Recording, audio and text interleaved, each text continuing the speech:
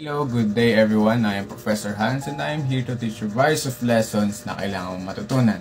Now, we have already discussed kung paano manlambing. Now, let us tackle about paano manuyo. Now, ang panunuyo is nangyayari kapag ikaw ay nagkamali or pag nagtatampo ang iyong bubu bear.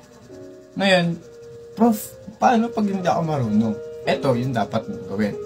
First, meron tayong tinatawag na alamin kung bakit nagtatampo. Aalamin mo kung bakit nagtatampo ang bubu bear na yan. Okay? Kasi, baka may nagawa kang mali. Baka may nagawa kang hindi niya gusto, kaya siya nagtatampo. Minsan kasi, hindi na lang lalaki or hindi na lang babae yung nagtatampo. Pati lalaki nagtatampo na rin. So, aalamin mo kung bakit nagtatampo siya. Okay, now, Prof, paano yan? Ayaw niya magbigay ng hint. Imbis na kausapin niya ako, sinasabi niya, bahala ka dyan. Okay, now ngayon, ang gagawin mo is reflect or tignan mo yung mga past days kung ano yung mga nagawa mo. Baka may nasabi kang mali, baka may nagawa kang ayaw niya. Kaya, yun yung kailangan mong i-reflect. Isipin mo or tignan mo kung paano or saan nagsimula yung pagtatampo niya. Okay, now, di ko siya mahanap. Yung nagtatampo, magbigay ka ng hint. Hindi na nga niya mahanap, mas lalo mo pang magagalit ka pa dyan, di ba? Magbigay ka ng hint kung bakit ka nagtatampo. Kasi mahirap. For example, nagbigay ka ng mathematical equation, tapos ang sagot, volcanic eruption. Di ba magkalayo? Ang tanong mo mathematics, ang sagot, science. Kaya, magbigay ka ng hint kung bakit ka nagtatampo para makausap ka na ng maayos. Na kung alam mo na kung ano yung fault mo or ano yung kasalanan mo, mag-sorry ka or pababaan mo yung pride mo. Okay, intindihin mo na lang siya kasi obligasyon mo yan. Responsibilidad mo, intindihin yung baby kicks na yan. Diba? Nagtatampo na nga. Diba? Now, para mas lalo pa natin para mapababa pa natin yung tension pag kanyang pagtatampo, kailangan natin mag-baby talk. Ngayon, sir, kala ko ba sa panlalambing lang ang baby talk? No. Ang pang-baby talk isa mandatory. Okay? Kailangan mo talagang ibenta ang kaluluwa sa demonyo. Bakit? Kasama yan sa agreement. Wala man kayong pinirmuang agreement. Kasama yan.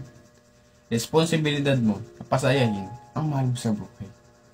Eh sir, marami naman. No! Baby talk supremacy. Kung gusto niyo na example, ganito, dapat yung gawin. Sorry na. Huwag ka nang magalit. Sorry na, Bubu Bear.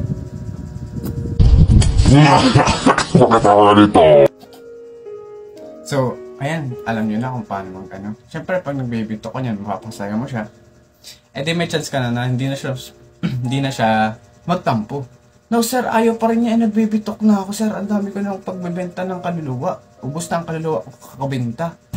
Ngayon, gawin mo naman is si papa o si mama. Minsan, ang mga nagpapasuyo, gusto lang nilang magpa-baby. Ngayon, para ma-baby mo sila, kailangan mo maging si papa o si mama. Paano? Alam niyo yung way ng pagsasalita ng mga magulang. Ganun. Yung tinatawag dito, yung keyword na ha. Ha? Yan. For example, huwag ka na magtampo ha. Alam mo naman na ikaw lang yung mahal ko eh. Sorry na ha. Ganun. Okay, ganun lang siya kadali. Tapos ipapakita mo kung paano mo siya inaalagaan.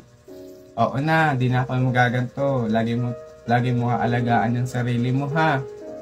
Alam mo namang mamahalin pa kita. Okay, ganun siya, parang nagpapakita or para kang nagiging nanay or tatay sa tao na yun. Kasi nga baby mo siya. Para kasama yun sa panunuyo.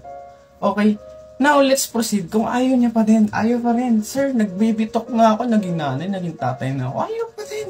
Okay, last but not the least, meron tayong sinasabi natin. Pagbibigay ng kung anong gusto niya.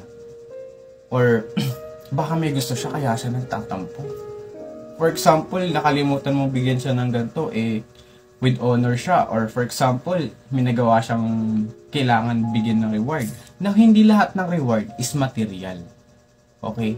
Hindi lahat ng mga bagay o regalo is material. Pwede ka magbigay ng gawan mo siya ng kanta, gawan mo siya ng tula, okay, ng mahabang speech. Effort is top tier. Hindi lamang kailangan, hindi lang material na bagay ibibigay natin sa mahal natin sa buhay. Basta't may mabigay tayo sa kanila, ma-appreciate at ma-appreciate nila yun. Kahit gaano kaliit yun. Ngayon sir, wala akong pera, pwede kang gumawa ng handmade. Or for example, kantahin mo na lang, okay. Mga sweet songs, huwag mo kakanta na kung ano, syempre. Dapat yung sweet songs na mapapakilig mo siya. Kasi minsan, yun lang din kailangan nila. At isa pa, yung tinatawag natin words of affirmation. Kailangan lang din nila nalambingin sila through words para hindi na sila magtampo. Okay? Yan, yung mga naiisip kong mga way para mapigilan ang panunuyo. Ay, ang pagtatampo or kung paano manuyo. And that's all for today. Thank you all.